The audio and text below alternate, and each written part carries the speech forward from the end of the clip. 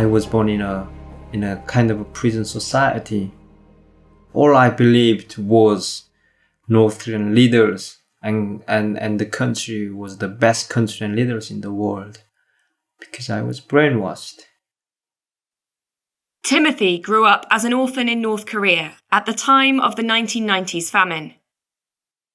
As a teenager, he decided to cross the Tumen River into China in a bid for survival. It was the night time, and I was crossing the border with other people together, and the water was not deep enough that I needed to swim, but we just walked. Depends on which path you choose between China and North Korea. Some of the path you don't have to swim actually. It took me only about a few minutes to cross the border actually.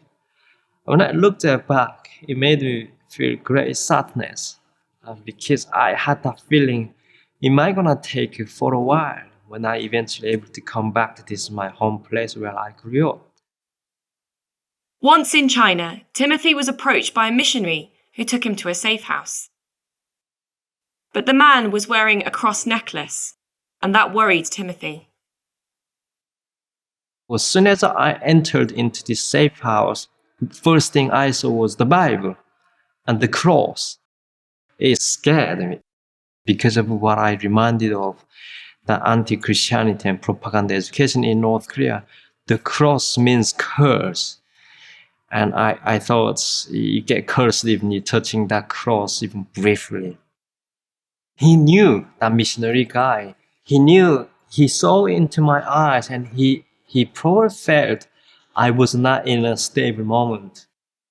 He said to me, if you are in difficult, dangerous situations, you can try to call God. I ran away from the house. I didn't even say bye to them, when I left.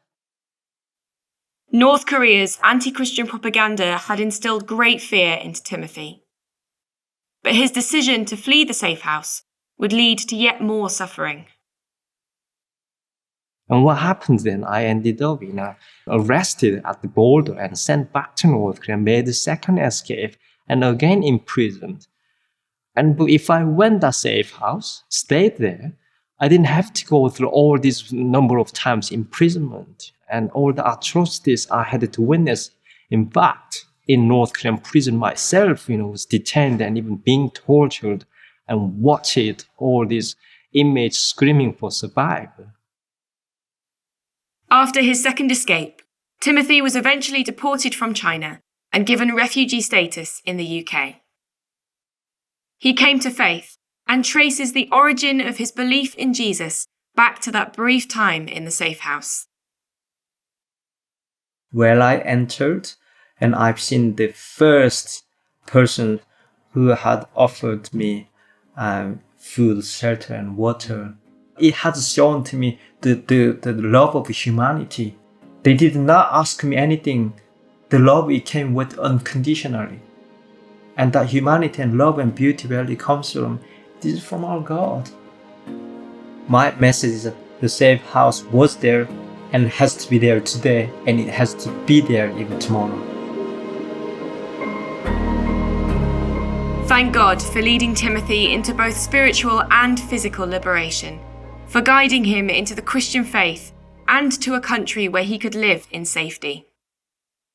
Praise God for safe houses in China, which continue to offer North Korean refugees food, shelter, Christian resources, and a pathway to freedom.